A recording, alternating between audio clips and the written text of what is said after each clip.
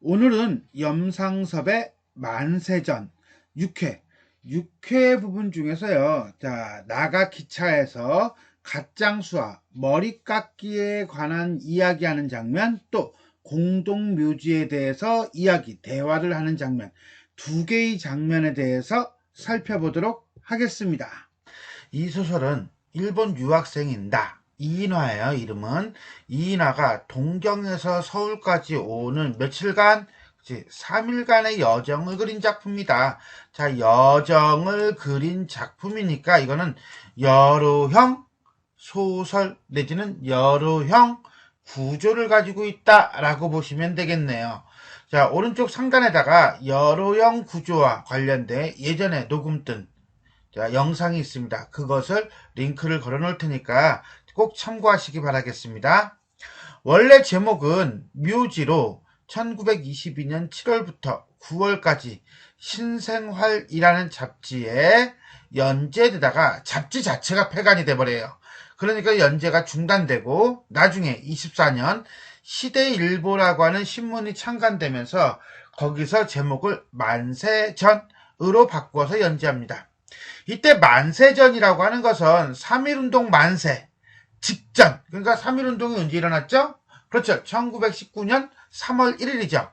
그러니까는 1918년 이렇게 이해하시면 될 것 같아요.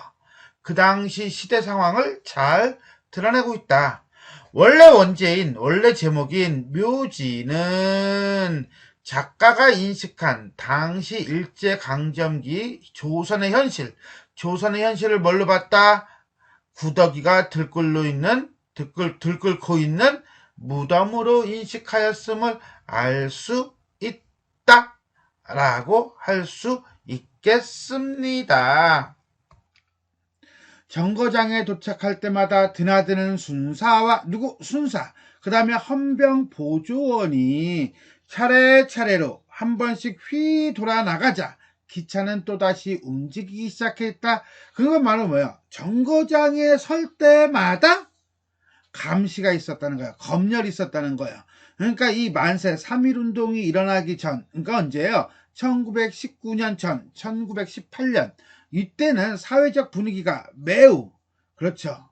깝깝하고 압박하고, 그 다음에 일제의 탄압과 감시가 심했다는 것을 알 수가 있겠습니다. 그래서 요 대목에다 이렇게 썼어요. 당시 시대적 분위기를 제시함. 내 앞에는 역시 갓에 갈모를 쓰고, 자, 갓은 알겠는데 갈모는 또 뭐야? 그러면 이건요, 비가 올 때 갓을 벗을 수는 없고 그 갓 위에 쓰던 고깔이에요. 자, 쓰고 우산에 수건을 메어들은 30 전후에 촌사람이 들어와서 앉았다. 새로운 인물이 등장하는 거죠. 뚜둥 이렇게 되는 거예요. 새로운 인물이 등장하면 그 인물과 관련된 어떤 사건이 일어날 거예요. 그죠? 일단 기본적으로 서술자, 나의 눈에 비친 인물의 외양묘사인데 이 외양묘사를 보니까 갓을 쓰고 있고요. 갈모까지 쓰고 있고요. 촌사람이고요. 하는 거 보니까 상당히 보수적이고 전통적인 가치관을 가진 인물이다 라고 볼 수가 있을 것 같아요.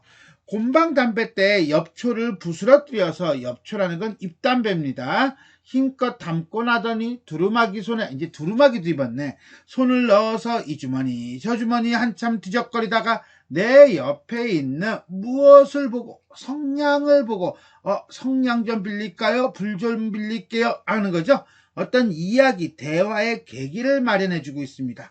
이것 잠깐만 하며 내 얼굴을 뚫어지게 들여다본다. 갓장이로는 규격에 맞지 않게 손끝과 머리를 끄덕하며 빠르게 나의 눈치를 보는 것이 분명 내가 일본 사람인가 아닌가 하고 눈치를 보고 있는 것이었다. 그러니까 내 외모가 마치 뭐 같아? 일본 사람 같았다는 거야. 무슨 소리야? 갓을 쓰고 상투를 틀고 두루마기 입고 이런 걸 안 했다는 거죠. 그러니까는 이게 조선 사람인가? 일본 사람인가? 일본 사람이 일본말을 해야 되나? 이런 거예요. 아니면 나를 감시하나? 신고하는 거 아닌가? 이런 거예요. 그러니까 한마디로 말해서 이 갓장수, 이 촌사람은요, 일본 사람에 대한 어떤 경계심과 피해의식을 가지고 있구나 라는 것을 우리는 알 수가 있었습니다. 더더군다나 겁까지 내고 있어요. 나는 웃으며 성냥통을 집어주었다. 걱정하지 마세요. 나도 같은 조선 사람이에요. 경계심을 풀어주고 있는 거지요. 담배를 붙이고 난 장군은 또 한 번 고개를 끄덕하며 나에게 성냥갑을 도로 주고 나서 이제는 안심하였다는 듯이 왜? 내가 조선 사람이니까 싱글벙글 웃으며 나의 얼굴을 멀거니 쳐다보다가 우리 인사나 좀 합시다. How are you? 뭐 이런 거예요. 번잡스럽게 말을 붙인다. 나는 몹시 덜렁대는 위인이라고 생각하고 상당히 가벼운 사람이구나 라고 내가 이 앞에 있는 장군, 이 갓장수를 판단한 거죠. 웃으며 그가 하자는 대로 하였다. 인사를 한 뒤에 매캐하고 독한 연기를 후후 뿜으며 이 매캐하고 독한 연기가 뭔데? 그렇지, 담배 연기지. 어디서 오시나요? 하고 묻는다. 내가 사방모를 쓴 것을 보고 사방모가 뭐냐고요? 자, 이렇게 사각형으로 돼가지고요. 이렇게 이제 모자가 이렇게 돼 있는 거예요. 당시 일제시대 때 자, 유학생들이 주로 쓰던 그런 모자라고 보시면 되겠고요. 학생임을 드러내는 모자다. 이렇게 보시면 되겠습니다. 그래서 내가 사방모를 쓴 것을 보고 내가 학생임을 알고 일본에서 오나 싶어 이야기하고 싶은 눈치다. 금쳤어요. 나는 마주 앉은 자의 광대뼈가 내밀고 두꺼운 입술을 커다랗게 벌린 시꺼먼 얼굴을 쳐다보며 대답을 하였다. 역시 외양 묘사를 하고 있네요. 고향이 거기신가요? 네. 말소리가 다르신데요. 그러니까 이거 뭐야? 말소리를 통해서 출신을 가늠하려고 하는 거죠. 부전부전한 친구라고 생각하며 부전부전? 지가 하고 싶은 말만 하는 거야. 상대방을 고려하지 않아 상대방이 대화를 하고 싶은 짓에 하기 싫어하는지 이런 건 관심도 없는 거야. 나는 웃어버렸다. 어떤 학교에 다니시나요? 일본서 오시지 않으시는가요? 무료한 듯. 이때 무료하다라고 하는 건요. 공짜다가 아니고 이건 심심한 듯 이런 뜻이에요. 잠자코 앉았다가 또다시 묻는다 라고 하는 거 보니까 이 잠자코 앉아있을 때 잠깐 시간이 흘렀겠죠? 어떻게 하슈? 나는 웃으면서 되물었다. 일본 갔다 오시는 분은 모두 그런 양복, 어떤 양복? 학생복이죠? 학생복을 입으십니다 그려. 자, 이 외모를 통해서 신분을 대충 잡는 거야. 하며 그 사람은 이란 뜻이에요. 보통 이제는 낮잡아 볼 때, 약간 낮추어 볼 때 많이 쓰기는 하는데 그냥 그 사람은 이라고 이해하면 이제 낮잡아보다 여기까지는 신경 쓸 필요가 있을까? 이거는 빼고 그냥 3인칭 글을 이르는 말 정도로 보시면 될 것 같아요. 그 사람은 외투 위로 내다 보이는 학생복 깃에 달린 금글자를 바라보며 웃었다. 일본 유학생이 더구나 합병 이후로는 신세대 신지식의 선구인 듯이 쳐다보는 때인지라 당시 일본 유학생을 선망의 대상으로 봤다는 거죠. 부러움의 대상으로 봤다는 거예요. 이 촌청년도 부러운 눈으로 나를 자꾸 치어다보며 이것저것 묻고 싶으나 무엇을 물어보아야 될지 몰라서 망설이는 모양 같았다. 당신은 무엇을 하시오? 나는 대답 대신에 딴소리를 하였다. 갓장수를 다니는 장돌뱅입니다. 자, 갓장수입니다. 그러면 될 것을 장돌뱅입니다. 라고 해가지고 뱅이를 써요. 이거는 장돌뱅이는 장터를 이렇게 다니면서 장사하는 사람을 얘기하는 거기는 하지만 이게 조금 자기 자신을 약간 낮추는 거죠. 그래서 자비하듯이 자신을 조금 낮추듯이 웃지도 않으며 입으로 자신을 장돌뱅이라고 한다. 자, 여기까지 인사를 나누면서 서로의 신분을 확인하고 있는 나와 갓장수의 모습이 되겠습니다. 갓이요? 그래, 요새도 갓이 팔리나요? 이건 뭐야? 시대가 지금 어떤 시대인데 요즘 갓 쓰는 사람이 있나요? 라고 해가지고 갓에 대한 나의 편견이 나타나죠. 그저 그렇죠. 그래도 촌에서는 갓을 여전히 쓰니까요. 라고 하는 거 보니까 단발령이 내려진 지가 언젠데 한참 지났음에도 불구하고 여전히 전 근대적인 관습에서 벗어나지 못하는 그런 조선의 모습이 나타나고 있다라고 보면 돼요. 그래서 나는 좀 의외라고 생각하였다. 두 사람은 잠깐 말을 끊었다가 나는 다시 물었다. 그러나 당신은 왜 머리를 안 깎아요? 궁금한 거죠. 머리 깎으면 얼마나 편한데, 그리고 단발령이 내려졌는데 세상이 바뀌었을 뿐만 아니라 일제시대죠. 귀하지도 돈도 더 들지도 않소. 귀찮지도, 귀하지도가 아니라 미안, 귀찮지도 돈을 더 들지 않소 라고 하는 것은 머리가 길어. 그럼 상투를 묶어야 돼. 머리 샴푸해야 돼. 관리해야 돼. 귀찮잖아. 근데 이 머리를 깡통하게 깎으면 얼마나 편해. 이런 거죠. 그러면서 왜 머리를 안 깎지? 이런 거예요. 웬걸요? 촌에서는 머리를 깎으려면 더 귀찮고 돈이 사실은 더 들죠. 머리를 깎지 않는 이유가 되겠습니다. 게다가 머리를 깎으면 형장내들 모양으로, 이때 형장이라는 말은요, 요즘은 잘 안 쓰기는 하는데 옛날 말도 아니에요. 사실은 나이가 비슷한 처지에서 상대를 높일 때 당신이라고 하기보다는 그냥 형씨께서도 이런 식으로 이제 해석하면 될 거예요. 형씨들 모양으로, 형장내들 모양으로 유학생들은 내지어도 할 줄 알고, 이때 내지라고 하는 건 본토라는 뜻이에요. 내지어 그러면 본토말 이런 건데, 당신은 일제시대잖아. 그러니까 일본어라고 이해하시면 돼요. 일본어도 할 줄 알고 소위 말하는 학문도 있어야 하지 않겠나요? 즉 무슨 소리냐면 공부도 좀 해야죠. 머리 쌍둑 깎았으면 일본 물물을 접한 사람이구나, 일본 물을 먹은 사람이구나 라고 사람들이 생각을 해요. 그래서 일본어도 좀 알아야 돼. 그 다음에 머리만 깎고 만약에 일본 사람을 만나도 대답 하나 못하거나 똑똑하지 못하면 관청에 가서든지 순사를 만나서든지 오히려 더 귀찮을 때가 많아요. 왜? 감시를 한다는 거야. 너 간첩 아니야? 너 혹시 되게 불량선인 아니야? 이런 식으로. 왜 일본말 못해? 왜 머리 깎았는데 왜 그래? 이런 거야. 그러니까 당시의 일제의 어떤 탄압과 감시가 매우 심했기 때문에 차라리 나 바보요 하고 있는 게 낫다는 거야. 그래서 나는 머리를 깎지 않는다, 이렇게 보는 겁니다.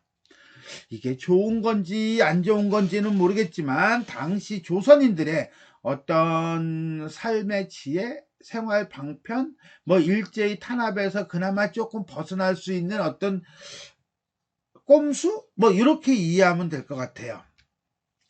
이렇게 망건을 쓰고 있으면 요보라고 해서, 요보는 야만인 이런 뜻이에요. 한국인을 낮잡아 부르는 말인데, 좀 잘못하는 게 있어도 웬만한 건 용서해 주니까 그렇지 미개야 니들이 뭘 알겠니, 이런 식인 거야. 그러니까 이게 썩 좋은 거는 아니지만 어쨌든 덜 귀찮다는 거죠. 그래서 나는 머리를 깎지 않는다, 이렇게 되는 거야. 그것만 해도 깎을 필요가 없지 않아요? 하고 껄껄 웃어 버린다. 그것도 그럴듯하지만 당신 말이 아주 틀린 거는 아니지만, 같은 조선 사람끼리라도 머리만 깎고 양복을 입고 개화장을 휘두르고 하면, 개화장이라는 건 지팡이에요. 대접이 다른 것처럼 한마디로 조선 사람들끼리도 야, 너 좀 배웠나 본데? 뽀다구 나는데? 폼이 사는데? 이런 거예요. 그래서 마치 당시에는 신식문물을 받아들이면 어느 정도까지 인정을 받고 대접을 받던 시대라는 거죠. 역시 머리라도 깎는 것이 저 사람들한테 무시를 덜 받지 않소? 이거는 뭐야? 나가 이제는 갓장수한테 하는 말로서 머리를 깎는 이유가 되겠죠. 언제까지든지 함부로 흩뿌리는 대로 굽적굽적하고 요보라는 소리를 들으려고, 야 어떻게 언제까지 그 야만인 소리 들으려고 합니까? 멸시를 그렇게 받으면서 살 수는 없지 않는 겁니까? 나는 그 사람의 말이 일리가 있다고 동정은 하면서도 뭐라도 하나 들어보려고 이렇게 물었다. 그러니까 말꼬리 잡은 거지요. 흩뿌리거나 요보라고 하거나 천대를 받을 때는 그때뿐이지만 머리 깎고 모자를 쓰고 개화장이나 짚고 다녀보시오.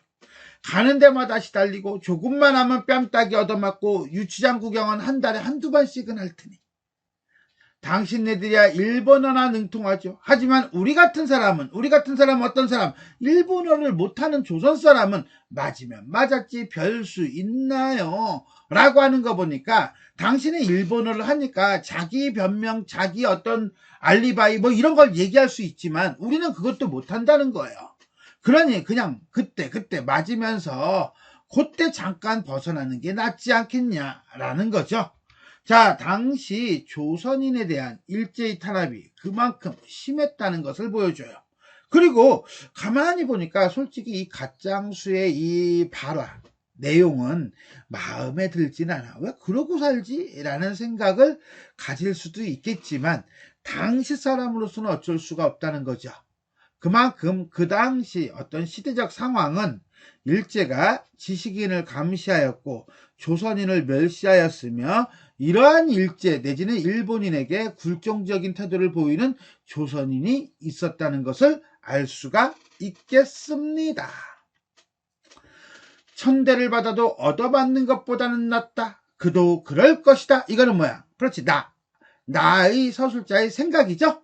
자, 그러면서 이런 평가를 내리고 있는 거예요. 미친 척하고 떡무판에 엎드러진다는 셈으로. 미친 척하고 떡무판에 엎드러진다는 게 무슨 소리냐면요, 떡판이 있어. 근데 떡판에 떡이 진짜 먹고 싶어. 근데 그냥 맨손으로 돈도 없이 그 떡 주시오 그러면 줘? 안 준다는 거야. 그러니까 내가 약간 미친 척하고서나 일부러 그 떡판에 퍽 엎어지는 거야.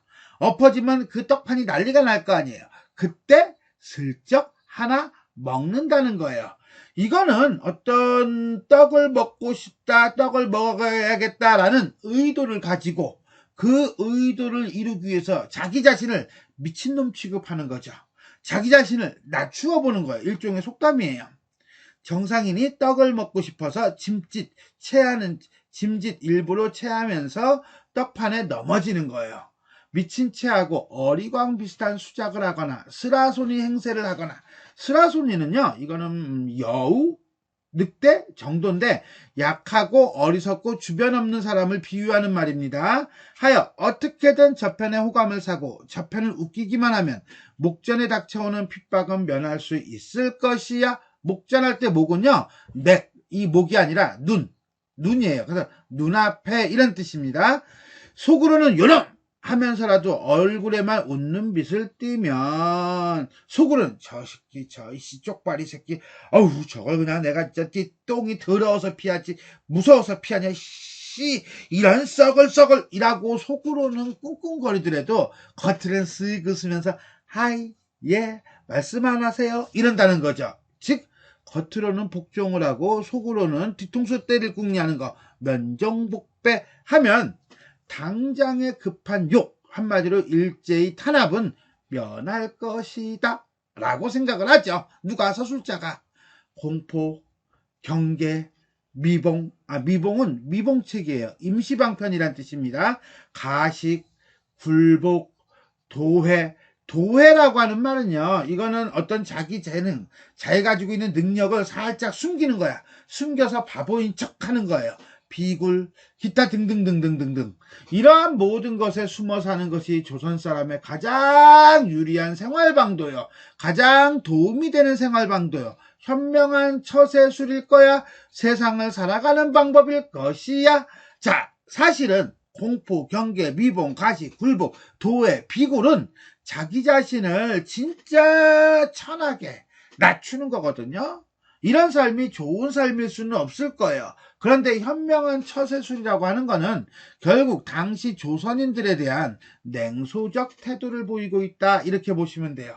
사실 생각하면 우리의 이러한 생활 철학은, 생활의 지혜는 오늘 터득한 것이 아니요, 오랫동안 봉건적 성장과 관료 전제 밑에서 덮개가 안고 굳어빠진 껍질이었던 것이었다. 한마디로 조선시대 때는 중국에게, 그 다음에 개화기 때는 러시아에게, 소련이죠. 그 다음에 미국에게, 그 다음에는 일본에게, 아니 저 신라 때부터 가면 신라 때는 당나라에게, 뭐 이런 식으로 어떤 벼슬아치가 권력을 갖는 사회에서 차곡차곡 외세에 의해, 양반에 의해 먼지가 쌓이고 덮개가 쌓이듯이 고착화된 사회적 관습이지만은 이게 좀 나아지는 방향으로 가는 것이 아니라 오히려 더 나쁜 방향으로 그 껍질 속으로 점점 파고 들어가는 것이 지금 우리의 생활이다 라고 조선인의 행동 양식에 대해서 분석하고 있는 겁니다. 자, 여기까지는 갓장수가 머리를 깎지 않는 이유와 그 이유에 대한 나의 생각, 판단이 들어가 있다라고 보시면 돼요. 자, 이렇게 해서 처음 시작할 때 머리를 깎지 않는 이유와 공동묘지에 대해서 살펴보겠다라고 했는데, 전반부, 오늘 할 것에 전반부, 머리를 깎지 않는 이유에 대해서 살펴봤습니다. 간단하게 정리한다면 우리가 이렇게 정리할 수 있을 것 같습니다. 자, 나는 세상이 바뀌었을 뿐 아니라 귀치도 않고 돈도 더 들지 않는 머리라도 깎는 것이 저 사람들한테 천대를 덜 받지 않겠소? 라고 해서, 자, 시대의 변화를 받아들여 천대를 받지 않는 게 더 낫다라고 보여줘요. 반면에 갓장수는 아니다. 핍박을 받는 것보다는 천대를 받는 것이 차라리 낫다라는 현실주의적 태도를 보여주고 있습니다. 자, 그럼 이제 다음 장면으로 넘어가도록 하겠습니다. 어떻게든지 그저 내 지인이 누구라고 그랬죠? 그렇죠, 일본인이에요. 동등한 대우만 해주면 나중에 어찌되든지 간에 살아갈 수 있겠죠. 청년은 무엇에 쫓겨가는 사람처럼 차 안을 휘휘 돌아다보고 목소리를 한층 낮추어서 말을 한대요. 그러니까 뭐야, 누가 듣는 거 아닌가, 누가 나를 감시하는 거 아닌가, 이런 게 누가 나를 감시해서가 아니라 그냥 몸에 익었어. 그것은 결국 뭐야? 당시 일제의 감시가 매우 일상적이었다는 거죠.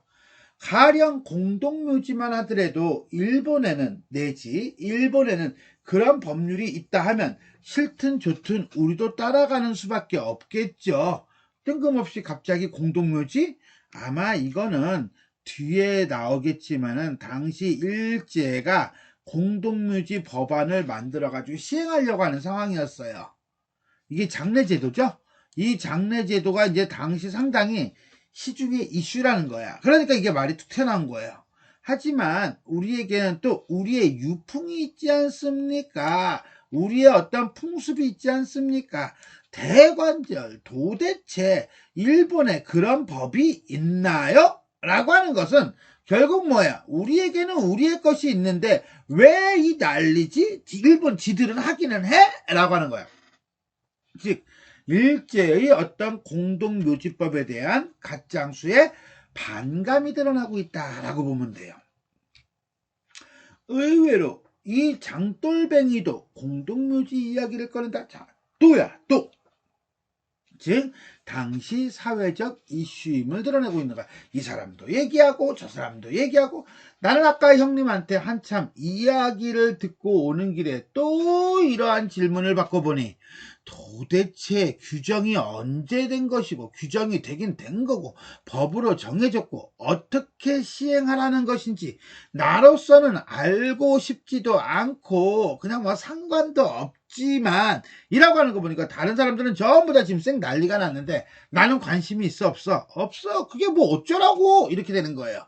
즉 나는 사회 문제에 대해서 매우 무관심하고 방관자적인 입장을 취하는 그런 캐릭터를 가진 인물이구나 라는 것을 알 수 있어요. 하지만 아마 요사이 요즘 경향에서, 경은 서울이에요, 향은 시골이에요. 그러니까 서울이고 시골이고 모여 앉으면, 사람들이 모이면 꽤들 문제거리, 화제거리가 되는 모양이었다. 나는 한번 껄껄 웃어주고 싶었으나 이 껄껄 웃어준다라고 하는 건 재밌다는 표현이 아니라 뭐 그런 거 가지고 이거예요. 왜? 나는 기본적으로 어때요? 사회 문제에 대해서 별 관심이 없거든. 그걸 뭐 신경 써요? 아 참나, 뭐 이런 거야. 하고 싶었으나 그리할 수는 없었다. 왜? 나는 관심이 없지만 이게 주변 상황을 보니까 이게 그냥 웃고 넘어갈 문제가 아닌 거야. 그래서 대답을 하죠. 일본에도 공동묘지는 있지요. 나 역시 누가 듣지 않는가 하고, 자, 이건 그러니까 나는 아니라고 생각했지만 나도 자기 검열이 내면화되어 있는 거예요. 항상 무슨 말을 할 때 누가 듣는 거 아니야? 무슨 행동을 할 때 누가 보는 거 아니야? 조금 더 가려야지, 조금 더 조심해야지, 뭐 이런 거예요. 아까부터 수상쩍게 보이던 저편 뒤로 컴컴한 구석에 금태를 한 동 두른 모자를 쓴 채 외투를 뒤집어 쓰고 누워있는 일본 사람과 금천서 나하고 같이 오른 양복장이 편을 돌려다 보았다. 쟤네들이 의심스러워. 경찰 같아. 뭐 이런 거야. 나의 말이 조금이라도 총독 정치를 비방하는 것은 아니지만 무슨 오해가 생길지 나는 그것이 염려가 되는 거야. 쉽게 해서 나는 내가 무슨 말을 할 때 그것이 어떤 정치적으로 해석되기를 원하지를 않아. 왜? 이런 현실 문제는 난 관심이 없어. 나는 그냥 나 하나만으로도 좋게 나의 안위가 제일 걱정이야 라고 얘기하는 거죠. 정말 내지에도 공동묘지가 있어요? 하지만 행세하는 사람들은 좀 힘 좀 있고 권력 좀 있고 돈 좀 있는 사람들은 그래도 공동묘지에 묻히겠어요? 다 자기 묘지가 있겠지 선산이? 라고 하면서 권력을 가진 자들은 공동묘지를 이용하지 않을 것 아니냐라는 의문이에요. 그랬더니 뭐 그야 좀 다르기는 하겠지만 어떻든 일본에서는 주로 화장을 지내기 때문에 우리하고 기본적인 성품이 달라서 풍습이 달라서 뭐 타고 남은 뭐 목구멍 뼈라든가 이런 거는 땅에다 묻고 비석을 세우든지 뭐 하겠죠. 그렇잖아도 살아있는 사람도 땅덩어리가 좁아서 땅 조각이 금 조각 같은데 땅값이 천정부지 하늘 끝을 모르는데 죽는 사람마다 넓은 터전 차지하고 있다가는 이 세상에 몽땅 무덤만 남지 않고 말겠어? 결국 뭐야 이거는 공동묘지가 필요하다 안 필요하다? 필요하다는 거죠. 나의 어떤 현실적인 태도죠. 나는 이러한 소리를 하면서도 묘지를 간략하게 공동묘지 지면을 땅덩어리를 좁혀서 지면을 축소하고 남는 땅은 누구의 손에 들어가고 마는가 하는 생각을 해보았다. 즉 무슨 소리냐면 선산을 줄여 그래서 공동묘지를 만들어. 그러면 그 선산들은 그냥 맨 땅이 될 거 아니야, 그죠? 그 맨 땅이 되면 그 땅은 누가 갖지? 일제는 왜 굳이 여기서 공동묘지를 하겠다고 일생 난리지? 혹시 땅 꿍꿍이가 있는 거 아니야? 라는 의심을 갖는 거예요. 그리고 혹시 그 토지를 수탈하기 위한 방편이 아닐까? 라고 하는 합리적인 의심이 들어간다는 거죠. 속으로만. 겉으로 하면 위험하고. 그리고 나서니 자기의 부모나 처자를 죽었다고 금세로 살라버릴 수가 있겠습니까? 그렇다고 해도 어떻게 자기 부모하고 자기 처자식을 살라버린다는 건 불로 화장을 할 수가 있겠습니까? 더더군다나 대대로 내려오는 자기 집 산소까지를 이라고 해서 화장에 대한 어떤 부정적인 인식과 혈연을 중시하는 가치관이 드러나고 있어요. 누가? 갓장수가. 이 사람이 누군데? 갓장수. 나의 말이 옳다는 모양으로 고개를 끄덕끄덕 하면서도 그래도 반대를 한다.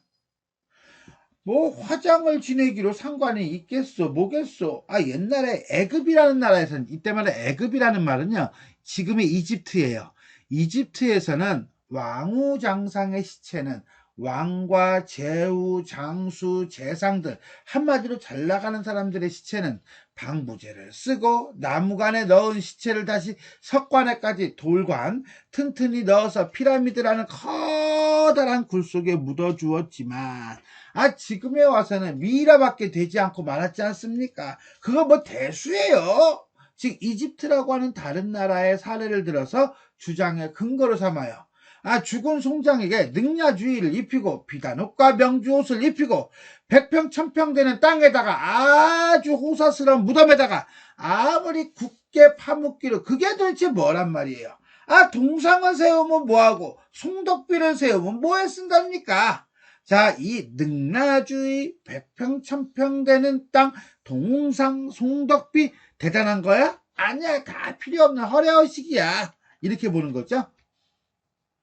내 앞에 앉아있는 장군은 무슨 소리인지 귀에 자세히 들어오지 않는 모양이었다. 한마디로 내 말을 제대로 안 듣고 있어. 기껏 말하고는. 왜? 이게 안 들으려고 안 듣는 게 아니라 이해를 못해. 애굽이 뭐야? 피라미드가 뭐야? 이래버리면 말이 안 통하죠. 그런 게 있어요? 하고는 넋을 놓고 멍하니 앉았다. 예를 잘못 든 거야. 좀 알아듣기 쉽게 좀 쉬운 걸로 들었어야지. 이집트는 넘어갔지. 하여간 부모를 생사장제 예로서 받들어야 할 거야. 더 말할 것도 없겠지만 생사장제, 자 장례를 지내는 것을 마치 생사 살아있을 때 섬기듯이 하는 거, 그 예로 해야겠지만 그 예라는 것이 결국 공경하는 마음이나 정성을 말하는 거 아니겠어요? 예의 본래 의미를 의문문을 통해서 설명하면서 아까 얘기했던 그렇죠, 능라주의라든가 동상이라든가 이딴 것들은 허례허식은 진정한 의미에서 얘가 아니지 않느냐. 그러니 공동묘지법이란 난 자세히는 모르지만 그것은 별 문제로 치더라도 공동묘지는 일단 놔두더라도 일단은 우리가 예라고 하는 것이 가지고 있는 근본 정신, 그 예라고 하는 것이 가지고 있는 근본 정신은 바로 뭡니까? 그렇죠, 공경하는 마음이죠. 뭐예요? 공경하는 정성이죠. 그 근본 정신은 생각하지도 않고 부모나 선조의 산소 치레를 해서 외화나 자랑하고, 외화? 겉으로 화려하게 하는 거, 음덕이나 바란다는 것은, 조상의 덕을 바란다는 것은 우스운 수작이 아니겠습니까? 라고 해서 이 외화, 음덕과 같은 전 근대적 인식에 대해서 비판하고 있다라고 보시면 돼요. 지금 우리는 공동묘지 때문에 못 살게 되었소? 아니지 않느냐? 염통 밑에 쉬 쓰는 줄 모른다고, 한마디로 작은 문제에만 집착해서 큰일 난 줄 모른다고, 값살나 버릴 것은 다 값세고, 어떤 재물이든 기회든 흐지부지 없애버릴 것은 다 없애버리고, 뱃속에서 쪼르륵 소리가 나도, 가난과 빈곤 속에 있어도 죽은 뒤에 파묻힐 무덤부터 염려하고 앉아있을 때인지, 너무도 얼빠진 늑동이 수작 아닙니까? 라고 현실은 돌보지 않는 전근대적 인식에 사로잡힌, 허례허식에 사로잡힌 조선의 현실을 비판하고 있다라고 보면 돼요. 그랬더니 나는 형님에게 하고 싶었던 말을 장돌뱅이로 돌아다니는 이자를 붙들고 한참이나 불평을 하였다. 근데 이렇게까지 이야기하고 나니까 좀 쑥스럽고 겸연쩍고 부끄러웠다. 내가 뭐라고, 내가 무슨 애국지사도 아니고, 내가 조선의 현실에 대해서 이렇게 깊이 있게 생각해 본 적도 없고, 그런데 내가 뭐라고, 별것도 아니게 괜히 흥분해가지고 이렇게 된 거죠. 그러나 내가 한참 떠드는 바람에 여러 사람의 시선이 이리로 모인 모양이다. 저편에 앉아있는 기생아씨도 몸을 털고 돌려다보며 귀에 들어오지도 않는 이야기를 열심히 듣는 모양이다. 이건 내가 원한 게 아닌데, 나는 그냥 가만히 한 곳에 한 귀퉁이에서 찌그러져 앉아가지고 남의 어떤 이목을 끌지 않고 그냥 가만히 방관자적인 태도를 보이고 싶었던 사람이었는데, 이게 뭐지? 내가 선을 넘었나? 내가 원했던 게 아닌데? 이렇게 되는 거예요. 나는 모르겠습니다요. 그래도 형장께서는 양친이 계시겠지요? 이건 가짱수가 하는 말이야. 당신이 뭐라고 하는지 난 몰라. 하여튼간 나는 반대야. 난 이 법 반댈세. 당신도 형장이라는 말은 아까 잠깐 얘기했나요? 나이가 엇비슷한 사람을 높여 부르는 말이에요. 부모님 계시겠죠? 당신은 어떻게 할 거예요? 자, 가짱수는 내 말이 어찌 되었는지 불평이 있으니, 어떤 불평? 공동묘지법에 대한 불평이 있으니 12조로 덤빈다. 이게 12조로 덤빈다고 또 멱살 잡고 또 큰 소리로 싸우고 싶지는 않잖아. 그래서 나는 지금까지도 지금 선을 많이 넘었는데, 그러니까 뭐래? 그냥 되는 대로 갑시다 하고 입을 닫았다. 그래도 누구나 부모나 조상을 위하는 건 똑같겠죠? 나는 더 말해봐야 쓸데가 없다고 생각하고 아무런 말도 아니하려다가 그래도 오해를 사면 안 되겠기에 또 대꾸를 하여 주었다.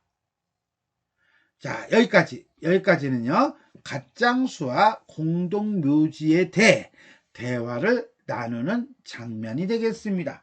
아까 머리 깎기를 가지고 나와 그 다음에 가짱수의 태도, 어떤 입장 차이를 보였는데, 그거나 이거나 사실은 별반 차이가 없어요. 그래서 따로 굳이 나와 가짱수의 입장 차이를 언급하지는 않겠습니다.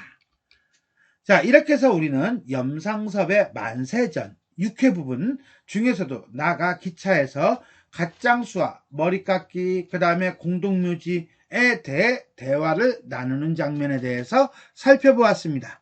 자, 지금까지 도움이 되셨다면 좋아요와 구독 버튼 눌러주시고요. 알림 설정 부탁드리겠습니다. 수고하셨습니다.